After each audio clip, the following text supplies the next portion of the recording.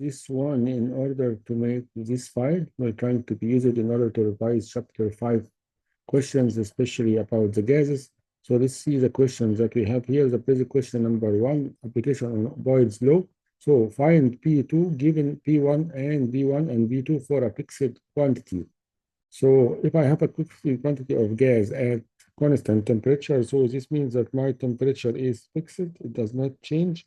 And fixed quantity means that my number of moles is fixed only.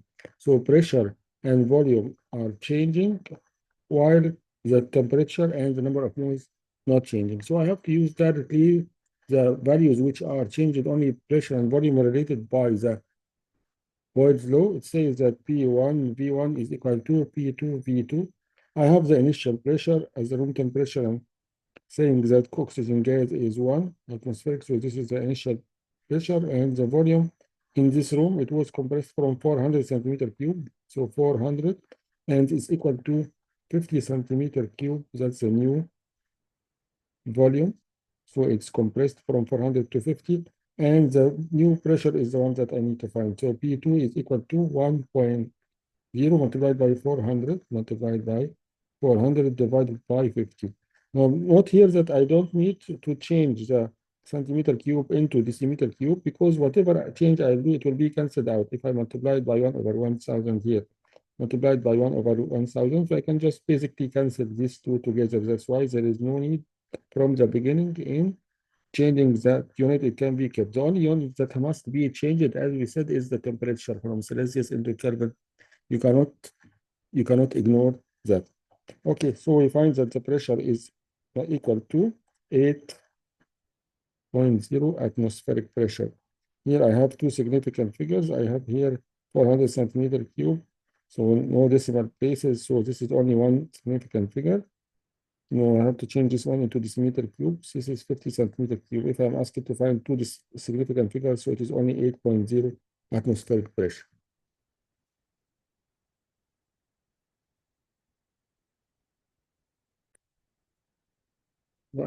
As we said, in order to answer the questions from the gas laws, you either have Boyle's law, P1 V1 equal to P2 V2. Here the temperature is constant and the relationship is inverse relationship, but if the pressure increases, the volume decreases. Charles' law, the pressure is constant, the volume and temperature only increases and decreases, and the relationship is directly proportional, not inversely. So this means that if one of them increases, the other one is going to decrease.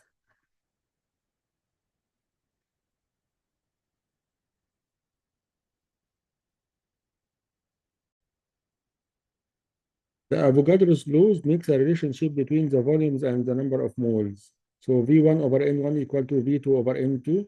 The pressure and temperature constant, the relationship is direct. If the number of moles increases, the volume increases. So first identify which law you want to use, which variables are constant, which variables are changing. List the given and the required to find.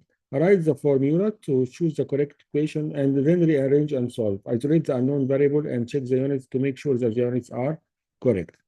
Okay, so the mighty ideal gas law, PV is equal to nRT. PV equal to nRT, the pressure has to be in atmospheric pressure, volume in liters, moles in mole, R 0.0821, this is a fixed given, over unit is liter per atmospheric mole over Kelvin.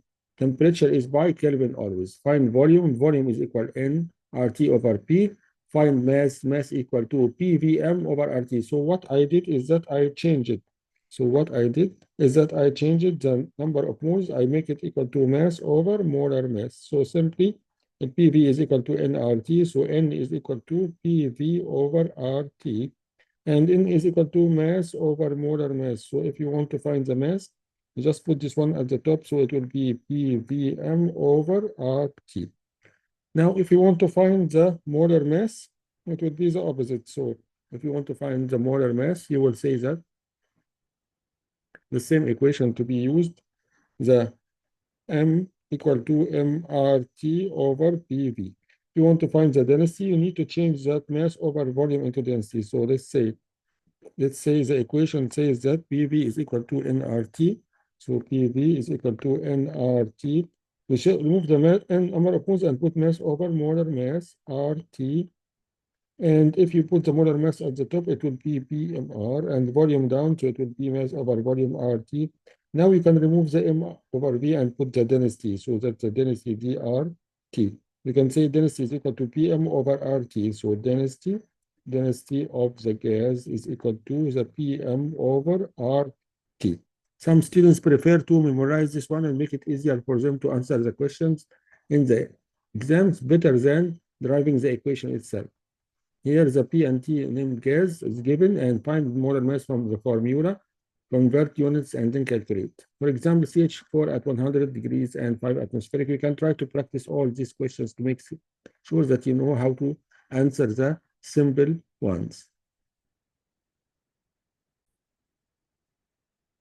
If you want to see the gas mixtures and partial pressures, Dalton's law tells us that the pressure total is equal to the pressure of each gas, the sum of all the partial pressures. So think of it like that. Each gas acts independently, contributing its own pressure to the total.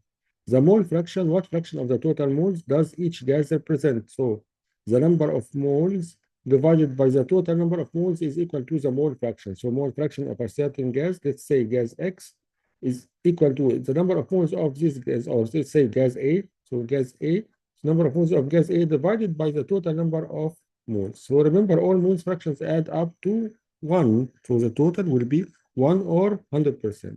So if you want to find the partial pressure of one of the gases, all you have to do is to multiply the mole fraction of this gas by the total. So as gas pressure equal to its share of moles, multiply by the total pressure. So step-by-step solution, compare to moles, find the total number of moles, calculate X, and then final partial pressure. So quick example, given 4.8 methane plus 6 grams of ethene, the partial total is equal to 1.2. Calculate the number of moles of each one. The number of moles of this one, 4.8, divide its molar mass, which is 16, give me 0.30 moles. The number of moles of the other one, 6, divided by its molar mass, which is 30, give us 0.20. If you want to find the partial pressure of the first one, 0.30 divided by the total. What's the total? 0.30 by 0.20. So 0.30 is the number of moles of the first one divided by the total number of moles equal to 0.60. Now, PCH4, the pressure of the second one, is equal to the number of moles over the total number of moles is mole fraction multiplied by the total pressure. What was the total pressure? 1.2. So it's equal to 0.60 multiplied by 1.2 equal to 0.72. If you want to do the same thing for the ethene, you have to multiply this time the 0.20 multiplied by 1.2. You will get the partial pressure also. So you will do the same. This time it was 0.60 the mole fraction from 0.30 over 0.50. Here you will say 0.20 over 0.50. You will get the X of it. Its mole fraction multiplied, so its mole fraction multiplied by 1.2 will get you the pressure of the ethene. And now if you add this pressure to this pressure, you should get the total pressure. You should get the total pressure.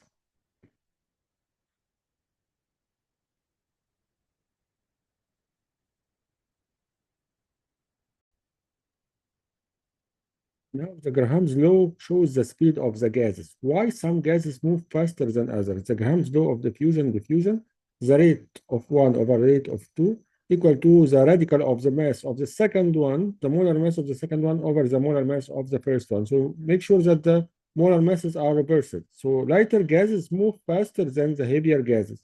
If you are having two cars trying to move, the faster car, of course, will be the lighter car. So speed race example, I have hydrogen gas, its molar mass is equal to 2. Molar mass of one atom is 1, and molar mass of 2 is equal to 2. So it's very fast.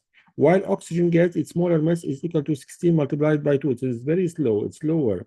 So H2 moves how many times faster? I know that it is faster because it is light, but how many times faster? It is faster because oxygen gas is 32 molar mass. So if you want to see what is that in numbers, you will get the radical of the second one, which is oxygen, 32, over the molar mass of the first one, which is 2. So I will say that the rate, let's type it down here, the rate of the first one, which is H2, divided by the rate of the second one, which is O2, equal to the radicals. If you want to make the radicals, you will put the radicals like that. The molar mass of the one reversed. So the molar mass of H2 at the bottom divided by here the molar mass of O2. So molar mass of O2, that's 32, and this one is equal to 2, and then the radical of this one. Okay, so that's equal to the radical of 16, that's equal to 4. So this means that how many times it is faster? The hydrogen is faster than the oxygen by 4 times. 4 times faster. Or the speed of the oxygen and the rate of the oxygen is 1 over 4 of the hydrogen. It's less slow, it's very slow if it compared to the hydrogen. Now let's see the key relation. Faster rate is equal to less time 2 if you use time 1 over time 2 equal to radical of molar mass of 1 over molar mass of 2.